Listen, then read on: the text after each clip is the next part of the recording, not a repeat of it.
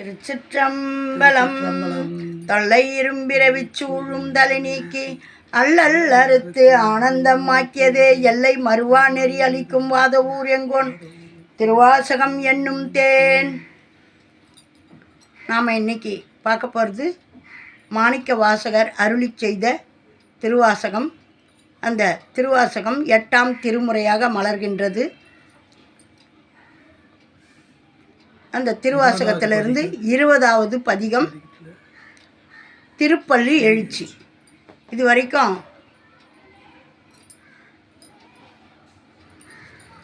தினம் ஒவ்வொரு பாடலாக பாடி நம்மளுக்கு மார்கழி மாத பெருமையை மாணிக்க வாசகர் அருளி செய்திருக்காரு.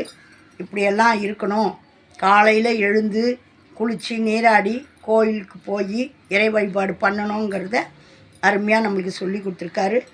இதையெல்லாம் கடைபிடிங்க. பிரம்ம முகூர்த்தம்னு இப்போ தான் எல்லாம் ட்ரெண்டிங்காக பேசிக்கிட்டு இருக்கிறாங்க. ஆதி காலத்துலேருந்தே பிரம்ம முகூர்த்த வழிபாடு சிறப்பு தருன்றத மாணிக்க வாசகர், ஆண்டாள் இவங்கெல்லாம் அருமையாக சொல்லி வச்சுருக்காங்க. இப்போ நம்ம திருப்பள்ளி எழுச்சியில் 3வது நாள் பாடல். திருச்சிற்றம்பலம். இது தேவாரம், திருவாசகம், திருப்புகழ் இப்படியெல்லாம் இருக்குதா, எங்களுக்கு தெரியாதுன்னு சொல்கிறவங்களுக்கும் போய் சேரணும்னு போடுற பதிவு. இதையெல்லாம் தெரிஞ்சவங்க வந்து பார்த்து குறை கூற வேணாம். லைக் பண்ணுங்கள், ஷேர் பண்ணுங்கள், சப்ஸ்கிரைப் பண்ணுங்கள், ஆல் பெல் பட்டனை கிளிக் பண்ணுங்கள், ஸ்கிப் பண்ணாமல் பாருங்கள். திருப்பள்ளி எழுச்சி மாணிக்க வாசகர் அருளி செய்தது 3ஆம் பாடல்.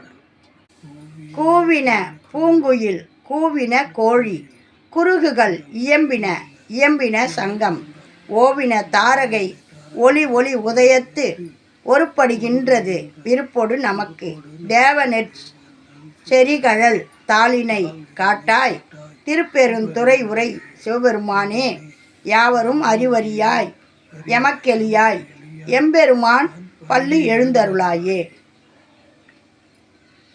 கூவின பூங்குயில் கூவின கோழி குருகுகள் இயம்பின சங்கம் ஓவின தாரகை ஒளி ஒளி உதயத்து ஒருப்படுகின்றது விருப்பொடு நமக்கு தேவநற்செய்கள் தாளினை காட்டாய் திருப்பெருந்துறை உரை சிவபெருமானே யாவரும் அறிவறியாய் எமக்கெளியாய் எம்பெருமான் பள்ளி எழுந்தருளாயே. இந்த பாடலுக்கான விளக்கம். குயில்கள் பாடின கோழிகள் கூவின பறவைகள் சலசலத்தன சங்கு ஒலித்தது விண்மீன்கள் ஒளி மறைந்தது காலையின் ஒளி மேலோங்குகிறது. தேவனே விரும்பி எங்களுக்கு உம்முடைய நல்ல செறிந்த கழலணிந்த இரு திருவடிகளையும் காட்டுங்கள். திருப்பெருந்துறை வீற்றிருக்கும் சிவபெருமானே யாராலும் அறிவதற்கு அரியவனே அடியவராகிய எங்களுக்கு எளியவனே எம்பெருமான் பள்ளி எழுந்தருள்க. நம்ம சிவபெருமான் உறக்கம் இல்லாதவங்க, தூங்கிறது கிடையாது. இருந்தாலும் நம்மளை எழுப்புறதுக்காக இந்த திருப்பள்ளி எழுச்சியை பாடியிருக்கார். நம்மளுடைய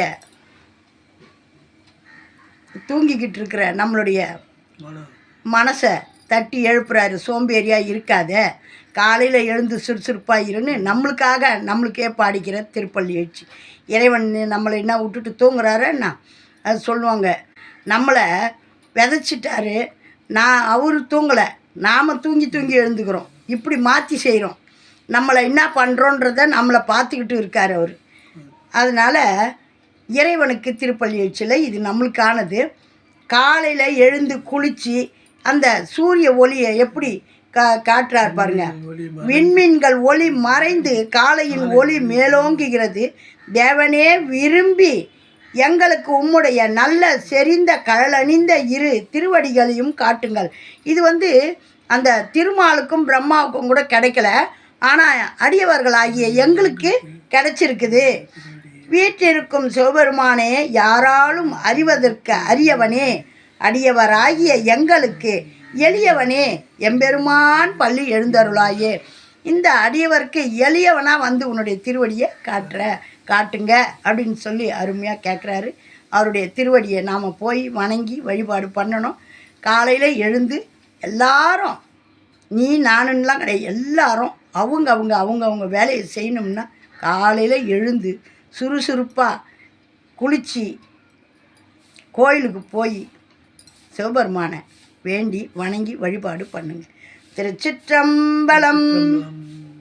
கூவின பூங்குயில் கூவின கோழி குருகுகள் இயம்பின சங்கம் ஓவின தாரகை ஒளி உதயத்து ஒருபடுகின்றது விருப்பொடு நமக்கு தேவனச்செறிகழல் தாளினை காட்டாய் திருப்பெருந்துறையுரை சிவபெருமானே யாவரும் அறிவறியாய் எமக்கெளியாய் எம்பெருமான் பள்ளி எழுந்தருளாயே. கூவின பூங்குயில் கூவின கோழி குருகுகள் இயம்பின சங்கம் ஓவின தாரகை ஒளி உதயத்து ஒருபடுகின்றது விருப்பொடு நமக்கு தேவனற்செறிகள் தாளினை காட்டாய் திருப்பெருந்துறையுரை சிவபெருமானே யாவரும் அறிவறியாய் எமக்கெளியாய் எம்பெருமான் பள்ளி எழுந்தருளாயே எம்பெருமான் பள்ளி எழுந்தருளாயே. திருச்சிற்றம்பலம். அருமையான திருப்பள்ளி எழுச்சி அனைவரும் பாடி சிவபெருமானுடைய திருவருளை பெருங்க. திருப்பெருந்துறையில் நம்மளுக்கு திருவடிகளை காட்டி நம்மளை ஆட்கொள்ளும் எம்பெருமான். யாருக்கும் கிடைக்காத பாக்கியத்தை நம்மளுக்கு அடியார்களாகிய நம்மளுக்கு கொடுக்குறாரு. அடியார்கள்னால் வேறு எங்கேயும் இல்லை, நீங்கள் சிவபெருமானை விடாது வணங்குறீங்கன்னா நீங்களும் அடியார் தான். அடியார்னால் எல்லாருக்கும் வேறு மாதிரி நினச்சிக்காதீங்க.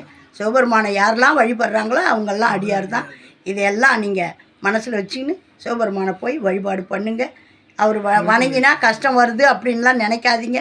எல்லாத்தையும் கொடுக்கக்கூடிய நம்ம எல்லாமே சிவபெருமானுடைய சொத்து தான். ஆகையினால இது சிவபெருமானை கும்பிட்டா தொடச்சிடுவார் அழிச்சிடுவார்னா எப்படி அழிச்சிடுவார்? அவர் சொத்து. அழிக்கவும் ஆக்கவும் அவனுக்கு தான் உரிமை. நாம் எதுவாவது நினச்சி இன்றைக்கி ஒரு துரும்பு எடுத்துக்க முடியுமா? கிடையாது. தெய்வம் இல்லைன்னு சொல்கிறவங்களும் கடைசியில் தெய்வ வழிபாடு பண்ணிட்டு தான் உன் மனசில் இருக்கிறது எனக்கு தெரியுமா, நான் கும்பலன்னு சொல்லிட்டு என் மனசில் பயம் வந்ததுன்னா இறைவனை தவிர வேறு யாரையும் நினைக்க முடியாது. எனக்குள்ளேயே இருக்கிறார் இறைவன். எனக்குள்ளேயே இருந்தாலும் நான் அகத்திலிருந்து புறத்தை தான் நோக்கிறேன். ஏன்னா காணும் பொருள்கள் யாவும் அவனாவே தெரியுது. ஆகையினால இறைவனை நீ உள்ளே வச்சு வழிபாடு பண்ணு, வெளியில் வச்சு வழிபாடு பண்ணு, எப்படி வேணா பண்ணு. ஆக மொத்தம் இறை வழிபாடு முக்கியம். அதை மாணிக்க வாசகர் அருமையாக உணர்த்துறாரு. இதையெல்லாம் பாடி வழிபாடு பண்ணுங்க. தொழுதகை துன்பம் துடைப்பாய் போற்றி. நம்மளுடைய இப்படி தொழுது நிற்கிறதுக்குள்ளே நம்மளுடைய துன்பமெல்லாம் பஞ்சா பறந்து போனோம், நம்மக்கிட்ட வரக்கூடாதுன்னுட்டு மாணிக்க வாசகர் பாடியிருக்காரு. தொழுதகை துன்பம் துடைப்பாய் போற்றி. ஓம் நமச்சிவாயம். நல்லதே நடக்கும். எங்கும் இறையருள் பெருகட்டும். திருச்சிற்றம்பலம்.